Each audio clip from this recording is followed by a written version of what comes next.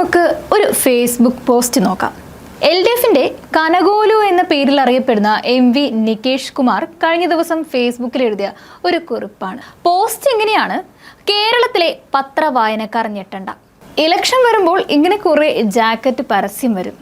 Card റേറ്റിട്ട് പണം കൈമാറുകയാണ്. കേരളത്തിലെ മാധ്യമങ്ങൾക്ക് തെലങ്കാന കോൺഗ്രസ് വക. ഒരു മാസത്തിൽ 3 ജാക്കറ്റായി. ഇനിയും വരാനുണ്ട്. ബ്രാക്കറ്റിനുള്ളിൽ മനോരമ ജാക്കറ്റ് റേറ്റ് 2.13 കോടി, മാതൃഭൂമി 1.5 കോടി. ഇത്രയുമാണ് കേരളത്തിലെ മാധ്യമ പ്രവർത്തകരിൽ മുൻനിരയിൽ ഉണ്ടായിരുന്ന നികേഷ് കുമാറിന്റെ പോസ്റ്റ്. അതായത് തിരഞ്ഞെടുപ്പ് പ്രമാണിച്ച് കോൺഗ്രസ് മാധ്യമങ്ങളെ വിലക്കെടുക്കുന്നു എന്നതാണ് പുള്ളി പറയാതെ പറയുന്നത്.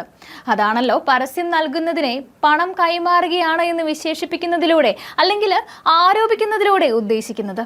മനോരമയ്ക്ക് 2 കോടിയും മാതൃഭൂമിക്ക് 1.5 കോടിയും ഒക്കെയാണ് നിരക്കെന്നും നമ്മളെ ഉദ്ബോധിപ്പിക്കുന്നുമുണ്ട്. എന്താണ് ഈ നികേഷ് പറഞ്ഞ ഈ പണം കൈമാറൽ? തെലങ്കാന മുന്നേറുന്നു എന്ന പേരിലുള്ള തെലങ്കാന സർക്കാരിന്റെ പരസ്യം കേരളത്തിലെ മുൻനിര പത്രങ്ങളായ മനോരമയുടെയും മാതൃഭൂമിയുടെയും ആദ്യ പേജായിട്ട് വന്നിരിക്കുന്നു. അതിനെ പത്രമേഖലയിൽ സാങ്കേതികമായിട്ട് പറയുന്ന വാക്കാണ് ജാക്കറ്റ് പരസ്യങ്ങൾ.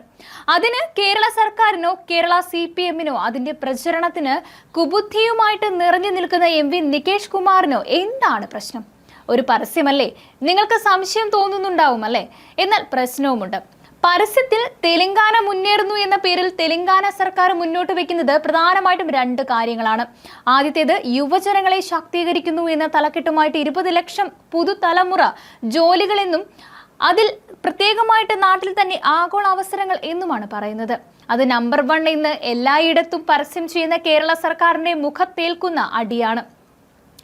കാരണം എത്ര നമ്പർ 1 എന്ന് പറയുമ്പോഴും വിദ്യാഭ്യാസ രംഗത്തെ ഉന്നത നിലവാരം എന്ന് പറയുമ്പോഴും പ്രൊഫഷണൽ വിദ്യാഭ്യാസത്തിനും മികച്ച തൊഴിലവസരങ്ങൾക്കും ഇവിടുത്തെ യുവതലമുറ ഇതര സംസ്ഥാനങ്ങളിലേക്കും വിദേശ രാജ്യങ്ങളിലേക്കുമാണ് ചേക്കേറുന്നത്. അതായത് നമ്പർ 1 എന്ന് മേനി നടക്കുമ്പോഴും സർക്കാർ മറച്ചു പിടിക്കുവാൻ ശ്രമിക്കുന്ന ഇവിടുത്തെ പ്രശ്നങ്ങളിലേക്ക് കൃത്യമായാണ് രേവന്ത് റെഡ്ഡിയിലൂടെ കോൺഗ്രസ് ട്രിഗർ ചെയ്തത്.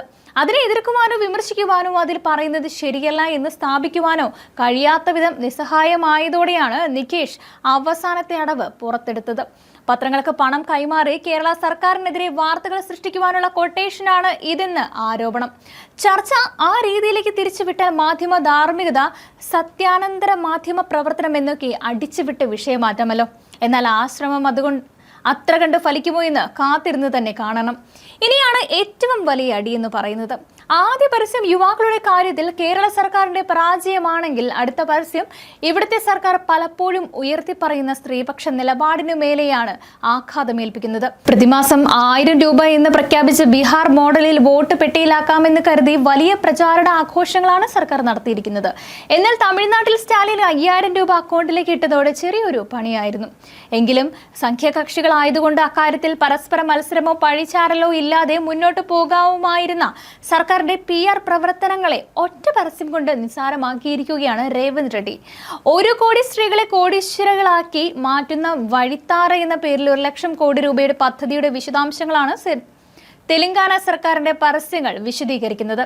പ്രതിമാസം 1000 രൂപ നൽകുന്നതിന് പകരം വനിതകളെ സംരംഭകരാക്കി അവർക്ക് സ്ഥിര വരുമാനവും സാമ്പത്തിക സ്വാതന്ത്ര്യവും ഉറപ്പു നൽകുന്ന പദ്ധതിയാണ് രേവന്ത് റെഡ്ഡി നടപ്പിലാക്കുന്നത്. ഇതോടെ പിണറായിയുടെ പദ്ധതികളാണ് കൂടുതൽ കൈത്താങ്ങും എന്നൊക്കെ പറഞ്ഞിരുന്ന സഖാക്കൾക്ക് മുൻപിൽ നിങ്ങളുടെ കൈത്താങ്ങല്ല, അതിനേക്കാൾ മികച്ച രീതിയിൽ വികസനവും സാമ്പത്തിക ഭദ്രതയും ഉറപ്പാക്കുവാൻ കഴിയുന്ന സർക്കാരുകൾ എവിടെയുണ്ട് എന്ന് വിളിച്ചു പറയുകയാണ് ഈ പരസ്യങ്ങൾ. കേരളം ഇപ്പോൾ മാവേലി നാടാണെന്നും അതിന്റെ കാരണഭൂതൻ പിണറായി ആണെന്നും പിണറായി ഇല്ലായിരുന്നുവെങ്കിൽ കേരളം പാതാളമായാനേ എന്നും പാടി നടക്കുന്ന സഖാക്കളുടെ അണ്ണാക്കിലേക്കാണ് ഈ പദ്ധതികളുടെ പരസ്യങ്ങൾ ചെന്ന് വീണിരിക്കുന്നത്. CPMന്റെ കനകോലു കരുതിയിരിക്കുന്നത് തങ്ങളുടെ ഏത് പ്രോപ്പഗൻഡയും ജനങ്ങളെ വിശ്വസിപ്പിക്കാനാകുമെന്നും അതിനായിട്ട് PRD വകുപ്പിന്റെ ചെലവിൽ പ്രചരണം നടത്താമെന്നും ഒക്കെ ആയിരുന്നു. എന്നാൽ കോൺഗ്രസ് ഭരിക്കുന്ന സർക്കാരുകൾക്കും PRD വകുപ്പുകൾ ഉണ്ടെന്ന കാര്യം നികേഷ് മറന്നു. അതോടെ തെലങ്കാനയുടെ പരസ്യം തങ്ങളുടെ കുതന്ത്രം മുഴുവൻ പൊളിച്ചെടുക്കുന്നത് കണ്ട് ഭ്രാന്ത് പിടിച്ച നാട്ടുകാരെ തെലുങ്കന്മാർ നമ്മുടെ മനോരമയെയും മാതൃഭൂമിയെയും കോടികൾ കൊടുത്ത് വിലയ്ക്ക് വാങ്ങിയേ, ഇനി അവർ പറയുന്നതൊന്നും വിശ്വസിക്കല്ലേ എന്ന് നിലവിളിച്ച് പോസ്റ്റ് ഇടുകയായിരുന്നു. എന്നാൽ ആ പോസ്റ്റും ഇപ്പോൾ സെൽഫ് ഗോൾ ആവുകയാണ്. തെലങ്കാന സർക്കാർ അവരുടെ പദ്ധതികളുടെ പരസ്യം ചെയ്തതിനെ വിമർശിക്കുമ്പോൾ CPM CPM നേതൃത്വം നൽകുന്ന പിണറായി വിജയൻ സർക്കാർ ഇക്കാര്യത്തിൽ എവിടെ നിൽക്കുന്നു എന്നതും കൂടി ഒന്ന് നോക്കണമല്ലോ. കേരളത്തിന് പുറത്ത് നിരവധി തവണ കേരളം നമ്പർ 1 എന്ന പരസ്യം ഇംഗ്ലീഷ് പത്രങ്ങളിലും മറ്റും കേരള സർക്കാർ പരസ്യം ചെയ്തിട്ടുള്ളതാണ്. പല ഉദാഹരണങ്ങളും നമ്മുടെ ഓർമ്മയിലുണ്ടാകും. അതിനെ ഒരു തെറ്റായൊന്നും കാണേണ്ട കാര്യമൊന്നുമില്ല. കാരണം കേരള സർക്കാരിന്റെ നേട്ടങ്ങൾ കേരളത്തിന്റെ നേട്ടങ്ങൾ കൂടിയാണ്. അതിനാൽ ഓരോ മലയാളിക്കും അഭിമാനിക്കാവുന്നതുമാണ്. പക്ഷേ നമ്മൾ ചെയ്യുന്നത് മാത്രം ശരി, അതേ കാര്യം മറ്റുള്ളവർ ചെയ്താൽ തെറ്റാവുന്നിടത്താണ് വിമർശനം ഉയരുന്നത്. എന്തൊക്കെ തന്നെയാണെങ്കിലും തെലങ്കാന സർക്കാരിന്റെ പരസ്യവും കേരളം ഇതര സംസ്ഥാനങ്ങളിലെ പത്രങ്ങളിൽ ചെയ്യുന്ന പരസ്യങ്ങളും തെറ്റാണെന്ന അഭിപ്രായം ഞങ്ങൾക്കില്ലാത്തത് കൊണ്ട് ആ വിഷയത്തിൽ അധികം പറയുന്നില്ല. എന്തായാലും ഇത്രയുമായ നിലയ്ക്ക്, അതായത് തെലങ്കാന സർക്കാർ 2 കോടി മനോരമയ്ക്കും 1.5 കോടി മാതൃഭൂമിക്കും നൽകിയത് ചില പ്രത്യേക ലക്ഷ്യങ്ങൾ വെച്ചുള്ള പണം കൈമാറലാണെങ്കിൽ, കേരള സർക്കാർ PRD മുഖേന കേരളത്തിലെ മാധ്യമങ്ങൾക്ക് നൽകുന്ന പണം കൈമാറലിന് എന്ത് പേരാണ് പറയേണ്ടത്? VD സതീശന്റെ പുതിയ യാത്രയ്ക്ക് മുൻപായിട്ട് കേരളത്തിലെ ഹൈവേകളിൽ അങ്ങോളം ഇങ്ങോളം പിണറായി വിജയന്റെ ചിത്രം വെച്ച് PRD ചെലവിൽ ഹോർഡിംഗുകൾ വെച്ചതിനെ എന്ത് പേരാണ് പറയുക? സർക്കാർ പദ്ധതികൾക്കായിട്ട് നൽകിയ ഫോൺ നമ്പറും വിവരങ്ങളും തിരഞ്ഞെടുപ്പിന് തൊട്ടു മുൻപ് സർക്കാരിന്റെ പ്രചരണത്തിനായിട്ട് ഉപയോഗിച്ചതിനെ എന്തു പറയും? തങ്ങളുടെ പ്ലാനുകൾ അടപടലം പാളിയതോർത്ത് വിലപിക്കുന്ന നികേഷിനോട് സഹതാപം മാത്രമേ.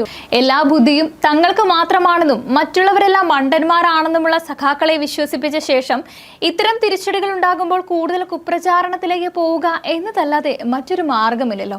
കേരളം ഇതുവരെ കണ്ടിട്ടില്ലാത്ത രീതിയിൽ തരം താണ കളികൾ സഖാക്കളുടെ ഭാഗത്തു നിന്നും ഈ തിരഞ്ഞെടുപ്പ് പ്രചരണത്തിൽ വരാനിരിക്കുന്നതേയുള്ളൂ. കാഫിൽ സ്ക്രീൻഷോട്ടിനെ എല്ലാം വെല്ലുന്ന കളികളായിരിക്കും ഇത്തവണ ഉണ്ടാവുക എന്നതിന്റെ ചെറിയൊരു ട്രെയിലറുകളാണ് ഇതുവരെ നമ്മൾ കണ്ടത്. അവസാനമായിട്ട് കേരള സർക്കാർ കഴിഞ്ഞ 1 വർഷം മാത്രം പ്രിന്റ് മീഡിയയ്ക്ക് നൽകിയ തുകകളുടെ ചില ഉത്തരവുകൾ മാത്രം കാണിക്കാം. അതിലെ ഏറ്റവും വലിയ തമാശ എന്തെന്നാൽ, സർക്കാർ ജീവനക്കാർക്കായിട്ട് നിർബന്ധമായിട്ട് നടപ്പിലാക്കിയ മെഡിസിപ്പിന്റെ പരസ്യത്തിന് പോലും സർക്കാർ ഖജനാവിൽ നിന്നും പണം നൽകി എന്നുള്ളതാണ്.